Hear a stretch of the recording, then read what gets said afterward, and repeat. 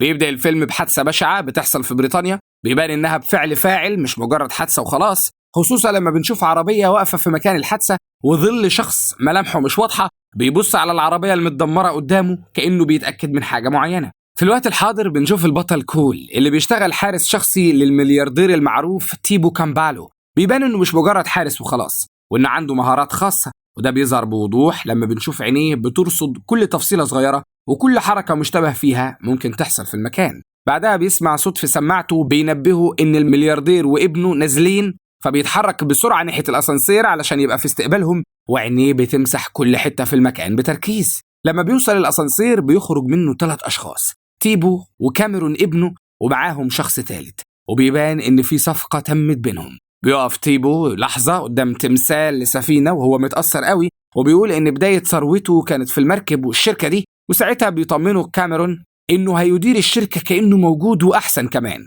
بعدها بيركبوا العربية وبيطمن تيبو ابنه كاميرون إن الصفقة تمت زي ما كان عاوز والمفروض يكون مبسوط، فبيأكد كاميرون على كلامه، لكن بيلاحظ كول إن مفيش حد فيهم مبسوط بالصفقة. في خلال دقايق بيوصلوا للقصر، وبيروح كول على المكان اللي بيبات فيه الحرس، وبيسأل زميله تاران اللي بيكون قاعد قدام كاميرات المراقبة إذا كان كل حاجة تمام، فبيطمنه تاران وبيبلغه إنه بعت له على التابلت بتاعه كل المعلومات عن ضيوف حفلة بكرة، فبيقول له كول إنه هيبص عليها. بالليل بنشوف كول وهو بيلعب شطرنج مع راجل عجوز شكله طيب ويعرفه من شوية حلوين، وبيسألوه عن سر شطارته في الشطرنج، فبيحكي له كول إنه قبل ما يشتغل في الحراسات كان ضابط بيخدم في السجن، وهناك كان بيدرب على الشطرنج مع المساجين، وإنه ساب حياة الضباط خلاص ومقرر إنه مش هيرجع لها تاني بعد الغلطة اللي عملها زمان. لكنه بيعترف إنه ساعات بيوحشوا جو التشويق اللي في حياة الضباط واللي مش موجود في حياته دلوقتي. لما بيفكروا الراجل العجوز بإن عيد ميلاد أبوه،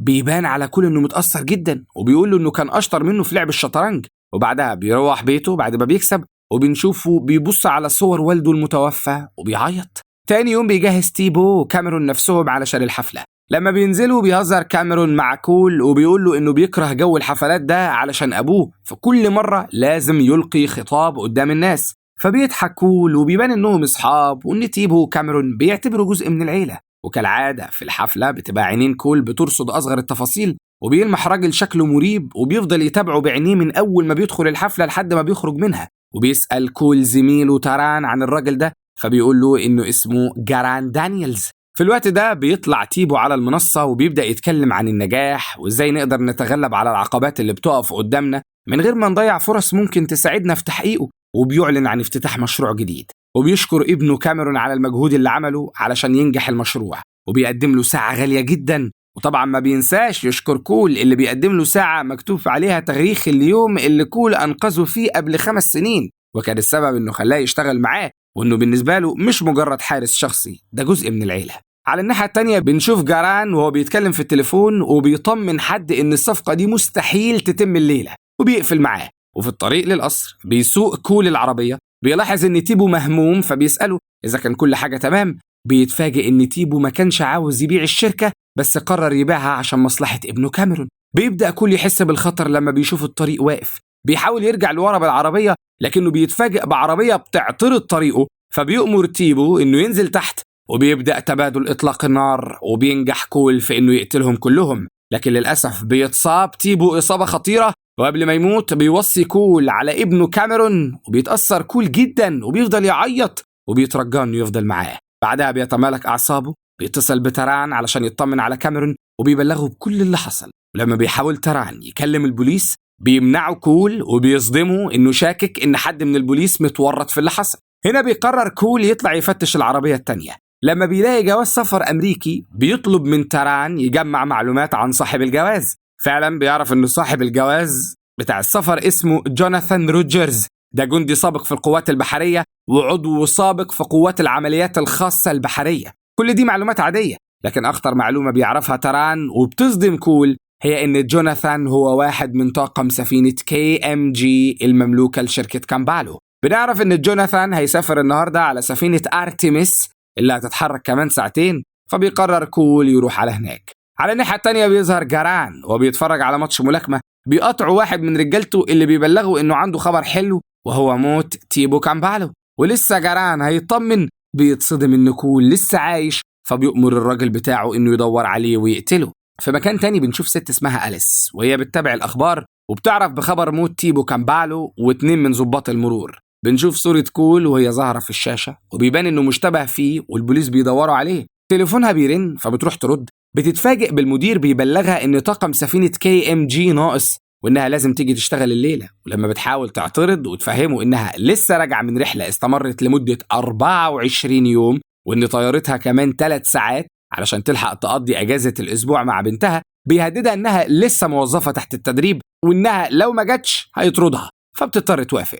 أما عند كول فبنشوفه بيحفظ ملامح جوناثان علشان يقدر يتعرف عليه لما يشوفه، وبيقرر قبل ما ينزل إنه يتصل بكاميرون اللي بيبقى مصدوم جدا ومش مصدق إنه والده مات. لما بيشوف نمرته بيبعد عن الضابط جاماي اللي بيبقى جاي يحقق معاه وبيسأله إذا كان هو فعلا اللي قتل والده، فبينكر كول التهمة وبيحذر كاميرون إن حياته في خطر وإنه يحاول ما يخرجش من البيت الفترة اللي جاية. بعدها بنشوف كول بيستغل فرصة إن عربية بتعدي قدامه وبيرمي جواها المسدس اللي قتل بيه ضباط المرور. في المينا بيقدم كول جواز سفر جوناثان وبينجح في إنه يعدي من غير ما يلفت الأنظار، وبيبدأ يتحرك بين الكونتينرات لحد ما بيوصل للسفينة وبيركبها. على الناحية التانية بنشوف قبطان السفينة بعد ما بتجيله كل المعلومات عن حادثة بانكوك من اللاسلكي المباشر، وبعدين الباب بيخبط وبيدخل راجل بيشتغل معاه اسمه ثيو بيبلغه إن أليس هتبقى مساعدته. ولما بيرفض القبطان بتوريه ورقة مختومة من الشركة وبتقول له إن ده خارج عن إرادتهم هما الاتنين، فبيضطر يوافق. بتبدي أليس إعجابها بسلسلة القبطان اللي بترمز للفايكنج، وبعدها بيؤمر ثيو إنه هيكون معاها في المناوبة الليلية وإنه يحط عينه عليها وما تغيبش عنه لحظة، وبيبان إنه مخبي حاجة خطيرة. لما كول بيشوف أليس وثيو وهم خارجين من عند القبطان بيستخبى لحد ما يعدوا، وبعدها بيتحرك بسرعة وبيفتح باب مقصورة وبيدخلها وبيقفل على نفسه وبيبدأ يراقب الطريق من شباك المقصورة وبيستنى اللحظة المناسبة. فجأة بيظهر قدامه حد شبه جوناثان وهو بيتحرك، فبيخرج كول من المقصورة وبيروح وراه. على الناحية التانية بنشوف ثيو وهو بيخبط على أليس وبيبلغها إن المناوبة هتبدأ خلال دقايق، فبتحط صورة بنتها على الترابيزة وبتخرج. عند كول بيفضل يمشي ورا الراجل لحد ما يلمح نور كشاف بيتحرك، فبيستخبى لحظة وبعدها بيفتح باب وبيدخلوا من غير ما ينتبه لأليس اللي بتسمع صوت الباب وبتبص وراها لكنها ما بتلاقيش حد، فبتحس إن في حد موجود بتبدأ تدور عليه. في الوقت ده بيمشي كول في ممر طويل وبيفتح باب كونتينر وفجأة بيشوف حاجة بتخليه يتجمد في مكانه من كتر الصدمة. بتنزل أليس السلم وبتقرب من مكان الكونتينر اللي موجود جواه وبيبدأ الخطر يقرب. أما عند كول فبيفضل مصدوم شوية لما بيشوف شوية ناس مخطوفين كبار وصغيرين خايفين وفي منهم المتصابين. بيحاول يفهم منهم إيه اللي جابهم هنا وبيلاقي واحدة بتعرف تتكلم إنجليش فبيسألها وبيتفاجئ من ردها عليه لما بتقول إنهم قالوا هيطلقوا سراحنا أول ما السفينة تتحرك من المينا، بس ده ما حصلش ولقوا نفسهم محبوسين في الضلمة. بيحاول يطمنها إنه هيروح يجيب لهم أكل ومية وأدوية وبيطلب منها تثق فيه وبيمشي. في نفس اللحظة بتفتح أليس الباب بتتفاجئ من وجودها وبتخرجهم بره الكونتينر، ولما بتسألها الست إذا كانت من طرف الراجل اللي وعدهم إنه هيساعدهم بتستغرب جدا وبتقول لها إنها ما تعرفوش بس هتساعدهم. وفجأة بيجي راجل من طاقم السفينة اسمه جوزيف بتقول له إنها هتروح تبلغ القبطان وبتطلب منه يساعدهم على ما تيجي. وأول ما الست بتشوفه بتخاف وبتحضن بنتها وهي بتترعش. عند القبطان بنشوفه بيحلق دقنه، لما بيسمع خبط على الباب بيروح يفتح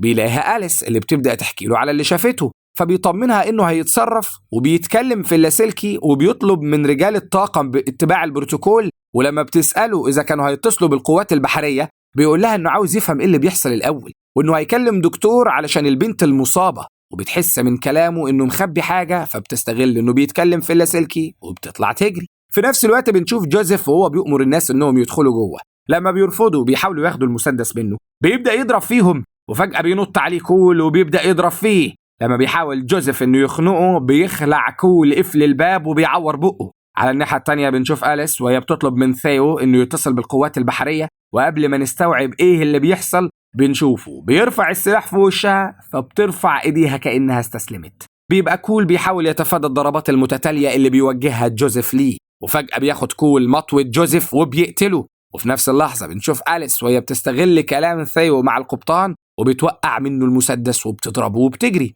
في الوقت اللي بيقتل كول أغلب رجالة القبطان بتروح أليس ناحية جهاز الإرسال وبتبعت إشارة استغاثة للقوات البحرية، وفي النهار بيتحرك كول مع الرهائن وبيسمع صوت ضرب نار، فبينزلوا تحت وبيأمر القبطان رجالته انهم يجيبوا له أليس ويعطلوا كل قوارب النجاة، وبيزعق لثيو علشان ما يوقفش الجهاز لحد دلوقتي وبيوقفه هو. وقدام قوارب النجاة بيدي كول مسدسه لحد من الرهائن بعد ما بيطمن انه بيعرف يستخدمه، وبيجري علشان يلحق أليس لانه بيستنتج انها هي اللي فتحت لهم الباب، وبسبب كده حياتها بقت معرضة للخطر. عند قوات البحرية بيبلغ واحد منهم رئيسه انه وصلت لهم اشارة استغاثة من سفينة KMG بس حد لغاها، فبيتصل الرئيس بالسفينة وبيرد عليه القبطان وبيحاول يتوه في الكلام وبيقول له انهم شافوا نور بيقرب وافتكروا انه هجوم بس طلعت سفينة صيد. لحسن الحظ الرئيس بيبقى ذكي مش بيقتنع وبيفضل يدور ورا الموضوع. اما عند كاميرون فبنشوف الضابط جاماي وهو بيسأله عن كول بس بينكر انه يعرف عنه حاجة، ولما بيواجهوا جاماي ان في اتصال جاله بعد الحادثة على طول وحددوا موقعه انه قريب من المينا، بيتوتر كاميرون جدا وبيقول له انه ما كانش مركز من الصدمة وانه مش فاكر حاجة، فبيطلب منه جاماي انه لو افتكر حاجة يقول له وبيسيبه وبيمشي. في سفينة KMG بيستخبى كول لما بيسمع صوت رجلين بتقرب، ولما بيشوف أليس بيسحبها وبيكتم بقها وبيطمنها انها هتكون كويسة وانه مش معاهم، وبيطلب منها تثق فيه. بعدها بيدخلوا باب وبيقفلوه وبتقول له ان حياة الرهاين في خطر، فبيطمنها ان القبطان مش هيقتلهم لانه ملتزم بصفقة. عند الرهائن بيبدأوا يركبوا قوارب النجاة، لسوء الحظ بيشوفهم واحد من رجالته وبيضرب عليهم نار وبتستخبى الست مع بنتها ورا حيطة. لما بيسمع كول صوت صريخهم بياخد كول أليس وبينزلوا السلم في نفس اللحظة اللي بيقتحم فيها رجالة القبطان باب وبيتفاجئوا بجثة جوزيف. على الناحية التانية بنشوف ثيو بعد ما لقى شنطة كول وبيشوف جواز سفر باسم جوناثان وما بيبقاش فاهم أي حاجة، وبتتعب أليس وبتسند على الحيطة وبعدها بتكمل جري وما بتاخدش بالها من الدم اللي ساب أثر على الحيطة. هنا بقى بيكتشف القبطان إن اللي قتل جوزيف شخص محترف وإنه مستحيل يكون أليس، وبيتصل القبطان بحد وبيبلغه بالمشكلة اللي حصلت. عند كول بنشوفه بيبص على جرح أليس بيطمنها إنه مش جرح خطير، ولما بتواجهه إنها شافته في التلفزيون وعارفة إنه مجرم هربان من العدالة بيتجاهل كلامها، فبتسأله عن اسمه فبيقول لها كول ريد وهي بتقول له اسمها. بعدها بيحذرها إن المطهر هيوجعها وإن أحسن طريقة للتشتيت الانتباه هي الكلام. بيبدأ يحط المطهر وهو بيسألها عن حياتها، فبتحكي له إنها كانت متجوزة قبل كده وعلاقتها بجوزها ما كانتش أحسن حاجة، وإنها عندها أجمل بنوتة في الدنيا عندها 6 سنين واسمها فايولت. في الأول كانت بتقدر تشوفها مرة أو مرتين في الشهر، لكن بعد ما اتطردت من البحرية ما بقتش عارفة تشوفها خالص. بيكون في حد من رجالة القبطان بيتفقد الوضع وبيلمح أثر الدم على الحيطة، فبيدخل الباب وساعتها ما بيلاقيش أليس وكول. بيبدأ رئيس البحرية يعمل حصر شامل لأي سفينة صيد كانت موجودة قريب من سفينة KMG قبل المكالمة بدقايق،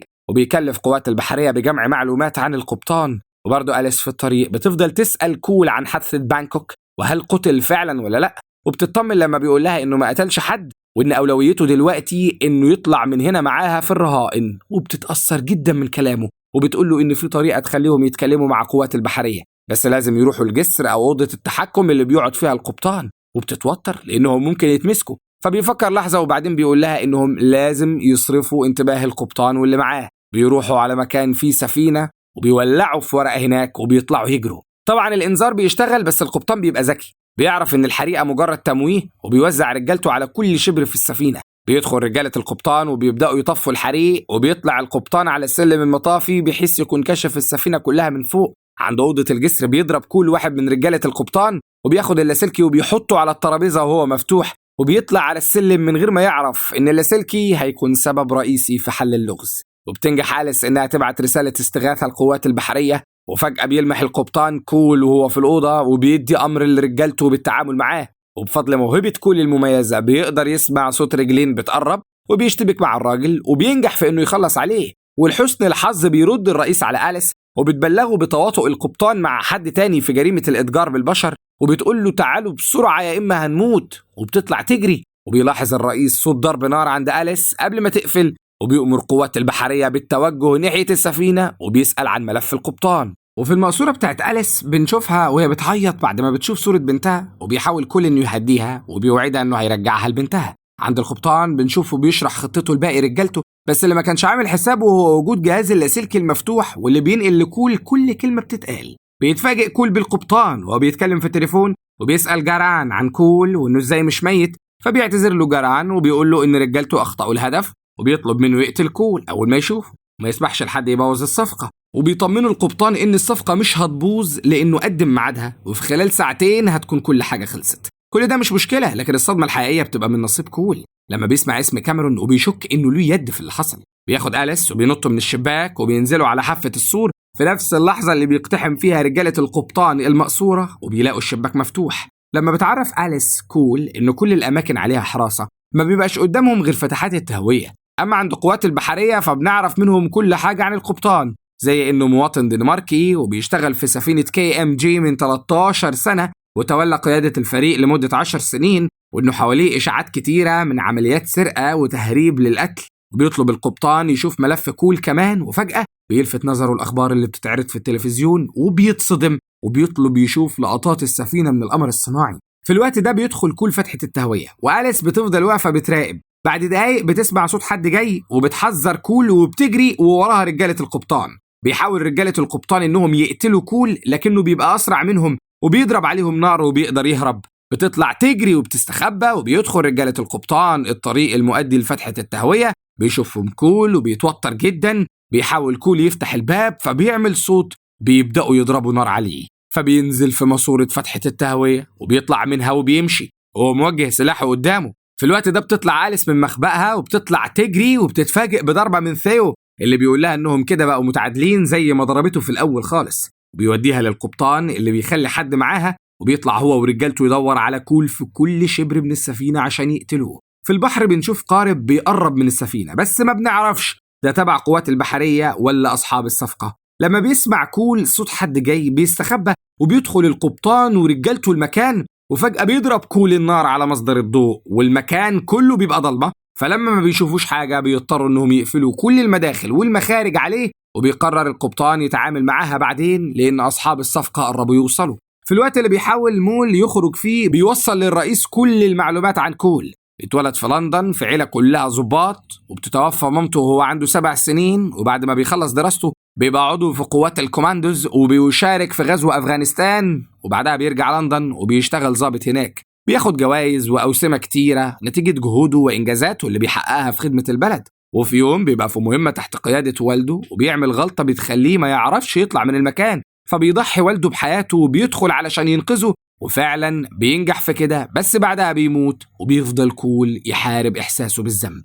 ده بيفسر لنا ليه كان بيكتئب لما بتيجي سيرة والده، ولحد دلوقتي مفيش أي معلومات عن سبب مغادرته لبريطانيا. بيبقى الرئيس شبه متأكد إن اللي قتل تيبو موجود على السفينة. وفي فتحات التهوية بيسمع كول صوت مركب بتقرب، بيحاول يفتح الباب مش بيعرف، بيقرر يكسره. على الناحية التانية بيتكلم القبطان مع جاران وبيتأكد إن الفلوس اتحولت له، وبيطمن جاران إنه هيتخلص من كول. بيبدأ في استقبال الضيوف أو أصحاب الصفقة وسط نظرات أليس اللي بيبان إنها بتخطط لحاجة، وبيودي ثيو الضيوف لقسم الشحن علشان يشوفوا الرهائن، وهناك بيبدأوا يزقوا الرهائن وبيتعاملوا معاهم بمنتهى القسوة والوحشية. في الوقت ده بتاخد أليس قطعة إزاز من الأرض برجلها وبتحاول تفك نفسها بيها، أما كول فبيقدر يكسر الباب وبيعدي منه. بيقرب حد من أصحاب الصفقة من الست وبنتها ونظراته بتبقى ما بتطمنش، لكن لحسن الحظ بتنجح أليس في إنها تفك نفسها وبيقتل كول 2 من رجالة القبطان. ولسه بيسمع القبطان صوت ضرب النار بيتوتر جدا وبيضطر يعترف إن في حد ضدهم ولازم يتخلصوا منهم، وبيحاول يطمن أصحاب الصفقة على قد ما يقدر. وبيدخل حد من رجالة القبطان من مخرج الطوارئ علشان يدور على كول، لكن بيتفاجئ بكول اللي بياخده على اخوانه وبيضربه. وبعدين بيسمع صوت رجلين على السلم بتنزل فبيستخبى. بتذبح أليس الحارس اللي خاطفها وبتاخد مسدسه وبتتحرك، وبيورينا كول إنه مثال الضابط الكفء اللي عنده ميكس من سرعة البديهة والشجاعة والذكاء، وبيقدر يقتلهم كلهم بعد ما بيحسب معاه قد إيه من الرصاص. فجأة بيظهر القبطان وهو بيوجه سلاحه ناحية كول، بيقدر يتفادى الرصاص بس للأسف رصاص مسدس كول بيخلص، بس بيلاقي قدامه فاس فبياخده وبيقتل آخر راجل من رجالة القبطان بيه. بتبدأ المواجهة الكبرى بين كول والقبطان. للأسف بيتغز كول وبيترمي من المركب، بس بيقدر يمسك في حاجة وبيطلع على شبكة وبيتفاجئ بالقبطان وهو بيحاول يضربه، فبيتعلق كول بالحبل وبيقدر يوجه للقبطان طعنات كتيرة في منطقة الفخذ والرجلين. وبعد قتال عنيف بيقدر كول ينتقم من القبطان وبيخلص عليه بسهم في الدماغ. بيقعد بعدها على الأرض وهو متأثر جدا، وفجأة بتظهر قوات البحرية وبيوجهوا ناحيته المسدسات وبيأمروا إنه هو ما يتحركش وبيكلبشوه. لكن لحسن الحظ بتظهر أليس وبتقول إنه أنقذهم، وإنه ملوش علاقة بالخاطفين أبدا. ولما بيسألوها إذا كان ده كول، ريد بتنكر وبتقول إنه صديق ليها، وإن كول خد رصاصة ووقع في البحر. والرئيس بيقرر يصدقها رغم إنه بيبقى مش مقتنع قوي. بعدها بتروح أليس تقعد مع كول وبتسأله ناوي يعمل إيه، فبيقول لها إنه لسه عنده حاجات يعملها. وبعدها بيلفت نظره تليفون في إيديها فبيسألها عنه، فبتقول له إن تليفون القبطان. فبياخده منها وبيتصل بتاران وبيطلب منه يعرف له صاحب الرقم ده. بيطلع إنه جاران دانييلز. على الناحية التانية بنشوف كاميرون في المدافن وبيروح يركب العربية، وهنا بيتفاجئ بوجود كول جوه العربية. فبيبدأ يحكي له إن جاران عرض عليه يسمح له يستخدم السفينة في نقل البضائع، وإنه وافق مقابل فلوس كتير، بس ما كانش يعرف إيه نوع البضائع. بعد مرات كتيرة اتحول الطلب لتهديد. خرجت الأمور عن السيطرة تماما. كان فاكر لما يبيع الشركة المشكلة هتتحل، بس ما كانش يعرف إنهم هيقتلوا والده، وبيقعد يعيط. بعدين بنشوف أول مشهد ظهر في الفيلم. بيطلع كول هو اللي خبط العربية، وبيمسك جاران بيطلعه من العربية وبيضربه. بيسأله عمل كده ليه، فبيقول له لأن لو مات تيبو ملكية الشركة هتنتقل لكاميرون. ساعتها كانوا هيقدروا يتابعوا أعمال الشحن. لما بيحاول يرشي كول مقابل سكوته ويسأله إيه الحاجة اللي هو عاوزها، بيقول له كول الانتقام، وبيخلص عليه. وبكده يبقى كول اتخلص من عقدة الذنب وقدر ينتقم لتيبو وينقذ آلاف الأبرياء. بكده بيخلص فيلمنا النهاردة. استنونا في أفلام تانية جاية كتير. سلام.